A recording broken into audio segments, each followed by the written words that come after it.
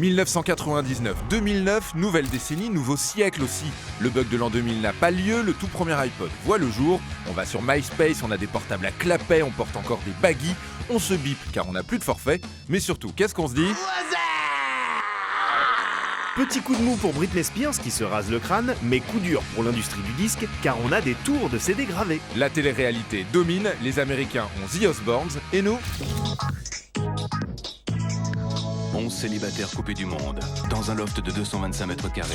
Et dans nos salons, on s'use les pouces sur Deus Ex, Diablo 3, Beyond Good and Evil et Tony Hawk Pro Skater 3. Un peu moins sur la Dreamcast que personne n'achète malheureusement et qui signe la fin des consoles de Sega. Microsoft, de son côté, change la donne avec l'arrivée de la Xbox et devient un acteur majeur du jeu vidéo en sortant en exclusivité les séries Halo et Forza. N'oublions pas Sony et bien évidemment Nintendo, toujours présent avec la GameCube et surtout sa révolutionnaire Wii. Mais nous passons surtout beaucoup de temps sur notre fausse guitare électrique. Noël 2007, sous les sapins du monde entier, un jeu s'impose, Guitar Hero. Ou l'une de ses nombreuses déclinaisons déjà disponibles, Guitar Hero encore, Guitar Hero Smash Hits. Et pourtant, de Mass Effect à Halo 3 en passant par le fantastique Portal, ce ne sont pas les jeux tout autant ambitieux que matures qui manquent. Mais non, au sein d'une offre pléthorique, on décide de jouer, oui, mais de jouer à la Rockstar. Dans la deuxième moitié des années 2000, le marché du jeu est largement dominé par la série éditée par le mastodonte américain Activision, qui affronte sur le terrain du portefeuille Rock Band, produit concurrent signé Electronic Arts. Dans les classements des meilleures ventes de l'époque, les jeux à guitare côtoient Pokémon, Zelda et GTA. 12 ans plus tard, tout le monde est encore là, sauf Guitar Hero. Après une pause de 5 ans, Guitar Hero Live en 2015 devait relancer la franchise. Il en sera le chant du cygne aux côtés du moins populaire DJ Hero. Pourquoi ça a disparu finalement, Guitar Hero puis Rock Band d'ailleurs ? Je pense que comme tout phénomène de mode, ça passe. Et puis c'est un peu lourd, Rock Band. Former un groupe de musique à la maison, il faut déjà de l'espace. Voilà, c'est quand même des questions compliquées. Et puis il y a le phénomène de la machine à raclette.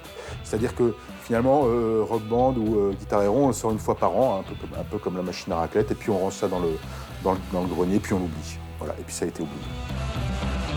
Malgré les accolades, phénomène culturel, l'un des produits culturels les plus influents du 21e siècle, selon The Guardian, CNN ou encore Wired, et les chiffres, une franchise à plus de 2 milliards de dollars de recettes pour 25 millions d'unités vendues, Guitar Hero et Rock Band restent décriés. On pense aux apparitions pixelisées des Beatles et de Kurt Cobain, honnies par les fans. Et pourtant, ce serait rater l'essentiel. Le fait est que le fun est au rendez-vous, et peut-être même l'envie d'aller plus loin. Guitar Hero préfigure, et Rock Band également, préfigure totalement ce qu'on va appeler le casual gaming, qui va être démocratisé totalement, là, pour le coup, par la Wii, un peu plus tard. Effectivement, des commandes assez simples. Alors attention, les commandes musicales sont vulgarisées, il n'y a pas besoin d'apprendre le solfège pour jouer à Guitar Hero ou Rock Band. Enfin, il faut quand même, c'est un peu plus compliqué que Wii Tennis, on va le dire comme ça. Mais effectivement, ça préfigure totalement cette démocratisation, finalement, des jeux d'arcade, des jeux de salle d'arcade en jeu de salon. Mais n'allez pas croire que le jeu vidéo musical est mort, loin de là. Il est un genre à part entière, et non, n'est pas né le 8 novembre 2005 avec la sortie sur le continent américain du premier volet de la série Guitar Hero. Un genre d'une richesse méconnue, qui possède même de nombreuses sous-catégories. Le jeu de rythme, de Parappa the Rapper sorti en 1996 à Just Dance de nos jours, en passant par le culte Donkey Konga sur GameCube. Ou les Freeform Music Games, des jeux où l'action est plus libre, comme SimTunes, paru en 1996 également, avec lequel le joueur peint à l'aide d'une palette de toiles qui deviennent musique. Mais bien évidemment, rien de tout cela ne remplacera jamais le plaisir de se saisir d'une vraie guitare et d'une vraie batterie. Et ce n'est pas l'avalanche de groupes du début des années 2000 qui dira le contraire.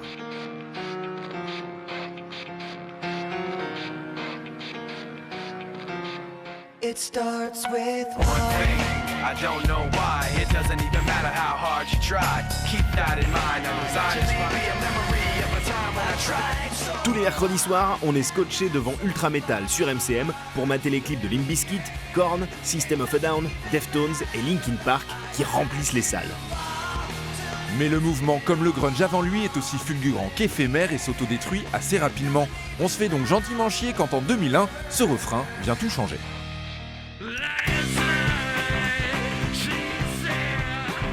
Korn, Limp Bizkit, Deftones, c'est bien gentil, mais ça n'a jamais poussé très loin. Et là, t'as les Strokes qui arrivent avec pas de formation et qui disent on peut faire du neuf en allant à l'os de la musique. Et dire que ça a ringardisé le néo-metal, c'est un euphémisme. L'excitation est là, des dizaines de groupes surgissent du sous-bois et emboîtent le pas au groupe de Julian Casablancas. Instantanément, le rock redevient intéressant.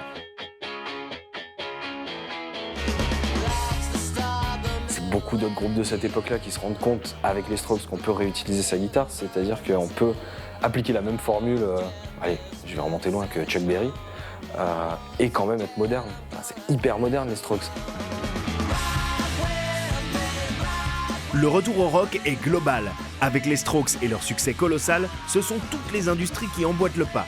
Fini les baggy, les survêtements Lacoste ou les dreadlocks, en 2001, s'habiller rock redevient in. Et ça aussi, c'est la pop culture. Les boutiques Couples ouvrent. Donc il y a des gens qui fabriquent des vêtements rock, des jeans slim, des boots Beatles, des petits blousons rigolos, avec des badges, des chaînes. Il y a une esthétique rock qui est là, qui se répand. L'alternative est une résurgence du punk mainstream. Face aux Strokes, une jeune garde a également envie d'en découdre.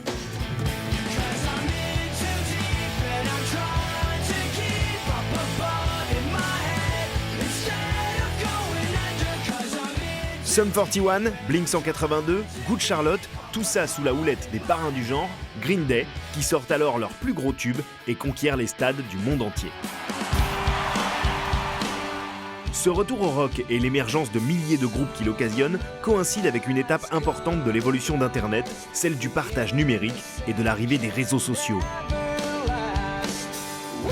MySpace, YouTube et MSN bousculent les habitudes. La plateforme de téléchargement Napster met les maisons de disques à genoux avec un simple outil de partage de fichiers et ça ne fait pas plaisir à tout le monde. In essence, it's about control. It's really about controlling what you own. You know, we clearly own our own songs. We own the master recordings to those, and we want to be the ones that control the use of those on the internet. That's it in essence. Napster. Sharing's only fun when it's not your stuff. Le débat fait rage et Metallica aura beau gagner son procès contre Napster, les habitudes de consommation de la musique sont bel et bien en train de changer. Les goûts des ados deviennent plus larges, les barrières qui séparaient les genres tombent. Le téléchargement rend virtuellement disponible l'ensemble de l'histoire de la musique populaire à toute une génération d'ados qui grandissent avec un ordinateur dans leur chambre. Chacun pioche dans ce qui l'attire, la liberté est totale et la tendance va s'accentuer dans les années à venir. Bon alors j'ai eu Metallica au téléphone. Ah, qu'est-ce qu'ils ont dit? Ça va, c'est bon, ils sont pas trop fâchés. Bon. Par contre, Joss Whedon, un peu quand même. Joss Whedon, le créateur de Buffy contre les vampires? Ouais. Bah pourquoi il est fâché contre toi? Bon ok, je te raconte. Une fois, j'ai téléchargé un truc, mais c'est un peu gênant. Mais non, mais il y a rien de gênant entre nous, Nico, raconte. J'ai téléchargé un épisode de Angel. Voilà, c'est pas bien, je sais. Angel, le spin-off de Buffy? Ouais. Bah ça va, franchement, je pensais que t'allais me dire un truc pire. Hein, Et donc du coup, on voulait le regarder entre copains. Oui. Et une fois le téléchargement fini, bah direct on l'a mis. Oui. Et alors quoi? Mais quoi? Non mais vas-y, dis! Ok, est-ce que toi tu savais que Angel était un prénom plutôt super populaire chez les actrices de long métrage pour adultes? Ah. Ah. Oh! Ah oui. Ouais. Ah oui, forcément là c'est... Mais du coup vous avez regardé autre chose? Non. 1999-2009, 10 années durant lesquelles nous assistons à une période de transition. Friends laisse place à How I Met Your Mother. Oh, it's just the perfect way to say goodbye. Buffy à Vampire Diaries, Mulder et Scully rendent temporairement leur badge. Chez nous, la trilogie du samedi naît en 1997, mais s'éteint 2 années plus tard, après le début du millénaire.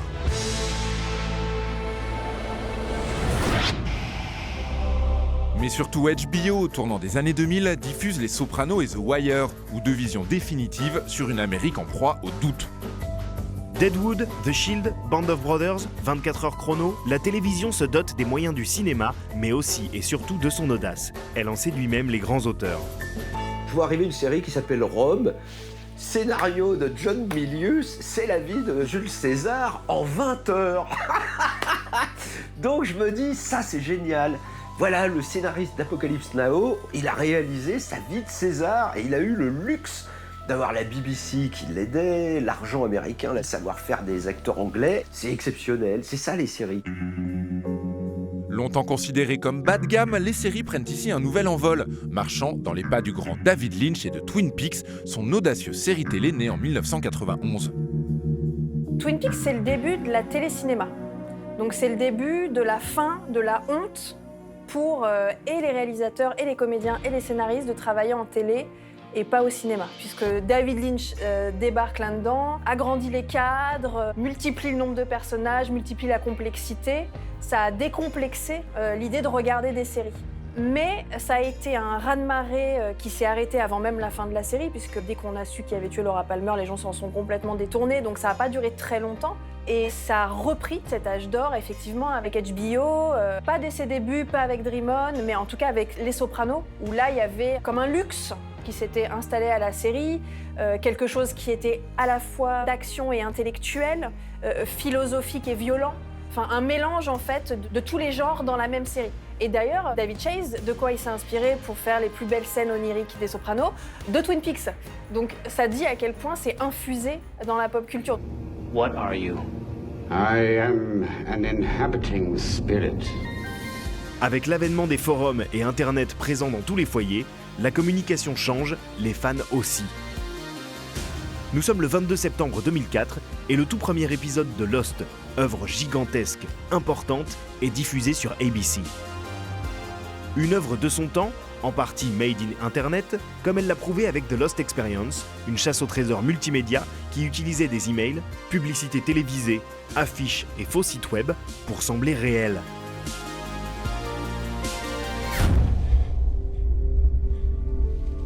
Pour moi, lorsque ça a changé, c'est le rapport organique du spectateur à la série. En tout cas, moi, mon expérience de quand je regardais Lost et que j'en parlais autour de moi, c'était qu'on avait tous décidé qu'on avait tout compris et on avait envie de participer, en fait. C'est à ce moment-là que, même si ça existait déjà un peu avec Buffy, Internet a explosé, que les gens ont commencé à faire des théories. En fait, le spectateur est devenu littéralement actif dans la création et dans l'avancée du récit. Donc pour moi, Lost, ça nous a rendus scénaristes. Pour moi, le mot mystère, aujourd'hui, c'est le mot le plus important dans une série. Et ce qui est encore plus important, c'est de ne pas l'élucider. Une série majeure, certes, mais également profondément révolutionnaire dans le traitement de ses fans. I've looked into the eye of this island, and what I saw was beautiful. En fait, Lost a changé la manière dont on regarde la télé. Lost a impliqué sa fandom d'une manière qui n'avait pas été exploitée auparavant. Un jour arrive Comic-Con, il y a un panel Lost, comme d'habitude. Il y a un moment question-réponse. Une femme lève la main et dit I have a question. Hello? Yeah, it's a very specific question. Hi. Have you no shame? What? Tell us what you know about the Hanso Foundation. Et là, tout le monde comprend que ça fait partie de cette espèce de jeu interactif dont tous les fans de Lost sont devenus accros. Et là, tous les méga fans de Lost qui sont dans le panel commencent à se lever, à faire On crée une fanbase en gardant les gens en haleine et en leur donnant l'impression, parce que je me souviens qu'à l'époque, on nous faisait croire, on n'a jamais su si c'était vrai ou pas, que Damon Lindelof et Carlton Cuse, les co-showrunners, allaient fouiller sur Internet pour peut-être glaner des idées. Et je pense qu'on s'est tous dit à un moment, c'est mon idée. On crée de la fanbase en leur faisant croire qu'ils participent à l'œuvre, en les manipulant, en les trompant, tout en leur donnant une œuvre de qualité. Et alors que Milius, mais aussi plus tard Martin Scorsese avec Boardwalk Empire, se tourne à son tour vers les possibilités offertes par le format sériel, une célèbre maison d'édition de comics décide, en 2008, de réaliser ses films comme on fabrique des séries, avec cliffhanger permanent et entremêlement de personnages. Cette maison, c'est celle des idées, c'est Marvel, et celle-ci bouleversa l'industrie cinématographique moderne. Quand en 2008, Marvel sort Iron Man, personne n'imagine une seconde que ça va devenir le nouveau maître étalon de l'industrie hollywoodienne en général. Et 11 ans plus tard, Black Panther est nommé aux Oscars dans la catégorie meilleur film. Et là, en fait, t'as tout le paradoxe de la pop culture. Quand une matière, là, le comic book par exemple, est considérée comme indésirable et que d'un coup, avec un succès, une étincelle, soudainement, là, ça devient le nouveau standard. Ouais, enfin, faut pas oublier quand même tous les films de super-héros avant Iron Man qui ont pavé la voie pour Marvel Studios. En 2000, sort le premier X-Men de Bryan Singer, un film qui lance la 20th Century Fox sur le marché naissant du comic book movie et prépare le terrain pour la déferlante de films super-héroïques qui capitalisera sur ce succès prometteur. Le comic book movie est en quelque sorte l'assassin d'un autre genre ultra populaire, celui des teen slashers. What's your favorite scary movie? En alliant les codes du teen movie 80s et ceux du slasher classique, les studios donnent naissance à un genre de film d'horreur hybride, purement 90s, dont la matrice ultime reste sans conteste le premier épisode de la saga Scream de Wes Craven. Oh my god. Sydney. Billy, watch out!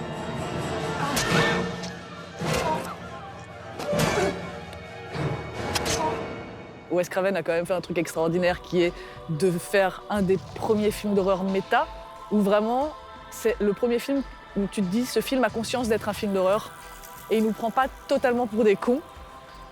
Et il prouve aussi que même si tu connais les règles des films d'horreur, tu vas quand même crever. There's a formula to it. A very simple formula. Everybody's a suspect. Naturellement, comme ça a eu un succès de ouf, il y a eu des suites, il y a eu des émules, il y a eu cette fameuse période où il y avait que des scream-like et des tueurs masqués, en veux-tu, en voilà, avec des twists où à chaque fois c'était ta cousine ou c'était ta sœur ou c'était la meuf que t'as renversée en voiture. Scream lance donc une mode, celle des teen slashers, qu'on appellera les whodunit, que l'on peut traduire grossièrement par film cluedo.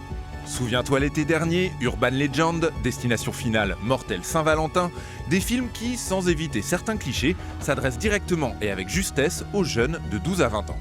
L'auteur et scénariste qui donne le ton de cette nouvelle génération de slashers, c'est Kevin Williamson.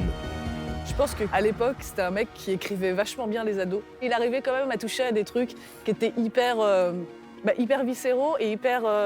dans lesquels tout le monde peut se retrouver, en fait, que ce soit dans Dawson, que ce soit dans Scream, que ce soit dans The Faculty. Il y avait quand même des trucs à chaque fois de trouver à quelle bande tu appartiens, à quel groupe tu appartiens, dans quelle case tu es. Il trouve toujours une façon de ramener ses ados autour d'une tragédie, avec leurs différences, avec énormément d'humour et d'autodérision, et avec des scènes où parfois tu te dis, mais d'un côté, je rêverais de vivre la même, et de l'autre, c'est n'importe quoi ce que tu es en train de me vendre.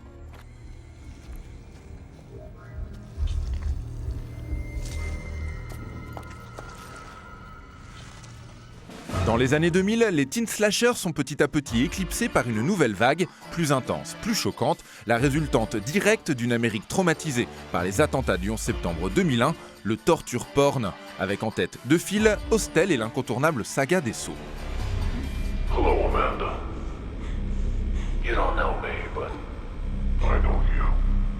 I want to play a game. Avant, nos préoccupations étaient beaucoup plus centrées sur nous-mêmes. On pouvait avoir peur de son voisin, on pouvait avoir peur d'une invasion alien, mais c'était quand même assez abstrait. Et d'un coup, il y a le 11 septembre, et là, tu te dis putain, ça peut vraiment arriver, n'importe quand, à n'importe qui, et dans des proportions énormissimes.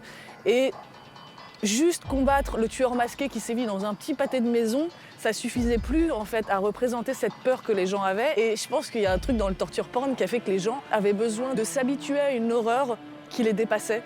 Et si tu peux supporter un torture porn, tu peux supporter les images de guerre et de terrorisme à la télé. Épiphénomène de société donc, le premier épisode de la saga Saw est également un gros pari financier pour toute l'équipe de production. C'est-à-dire que même le réal James Wan, il avait dit « Ok, je ne touche pas de salaire » et il a accepté d'être payé que sur les recettes financières du film. C'est-à-dire que si ça n'avait pas marché, il touchait que dalle. Mais ça a marché donc? Ah bah oui, pas qu'un peu, oui. C'est-à-dire que dès que le studio a reçu les chiffres du premier week-end, ils ont validé la production de Saw 2 direct. Le premier épisode, c'est un des films les plus rentables de l'histoire du film d'horreur, avec Paranormal Activity et Blair Witch. En 2019, on vit dans un monde où il existe 8 films de la saga Saw, dont Saucisse et Saucette, et rien que pour ça, on est heureux. Le mot d'ordre de la décennie des années 2000 au cinéma, plus c'est long, plus c'est bon. Les blockbusters à épisodes, les fresques titanesques deviennent petit à petit le nouveau standard de production hollywoodien. La formule à succès incontournable qui lance le mouvement, c'est celle des trilogies, dont Matrix et Le Seigneur des Anneaux sont les premiers représentants.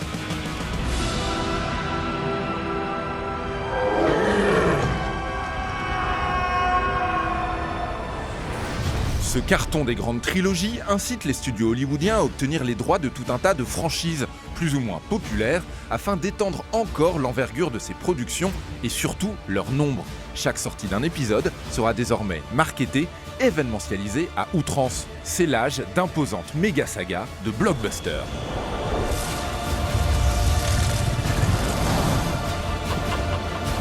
Il faut savoir que Harry Potter, c'est 7 livres qui ont donné 8 films au cinéma. Donc dès le début, il était acquis qu'on aurait plusieurs films pour que la saga soit complète au cinéma.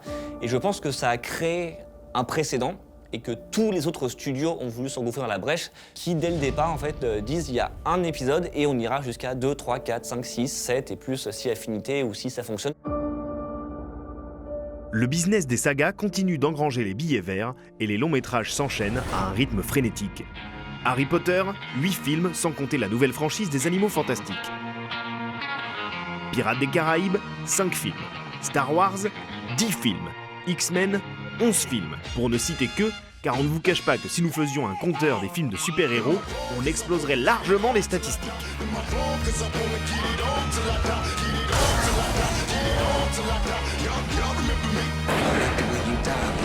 You think you're the only superhero in the world? Mr. Stark, you become part of a bigger universe. You just don't know it yet.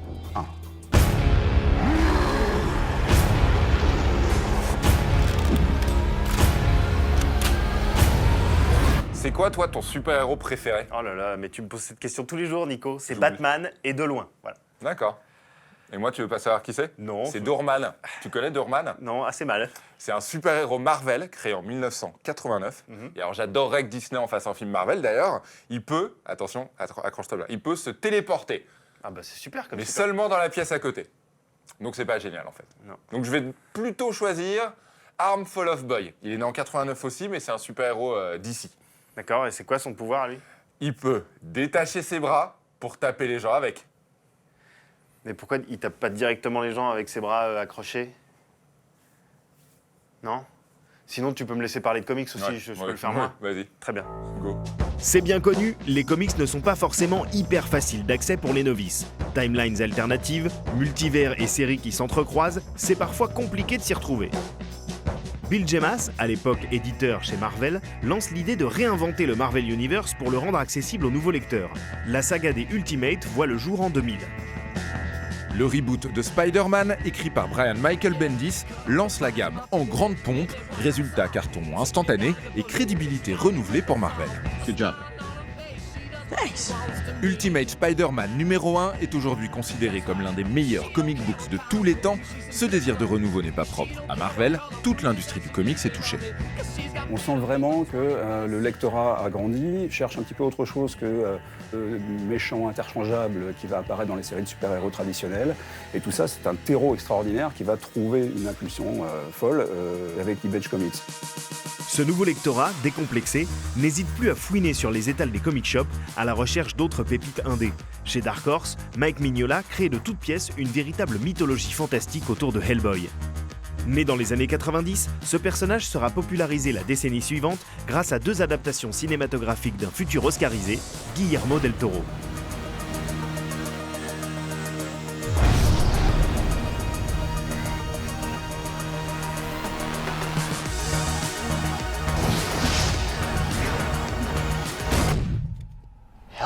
L'amour de Mignola pour les univers un peu fantasmagoriques, fantastiques, horrifiques et Lovecraftiens en particulier, s'est retrouvé être une source d'inspiration à travers toute la série Hellboy, le personnage lui-même dans sa série principale d'abord, puis les séries dérivées par la suite. On en arrive aujourd'hui à une institution, je dirais, où à la fois, bien sûr, à travers la bande dessinée depuis maintenant 25 ans, et au cinéma, dans un 3e opus, puisqu'on a effectivement l'arrivée de ce reboot, appelons-le comme ça, de Hellboy au cinéma.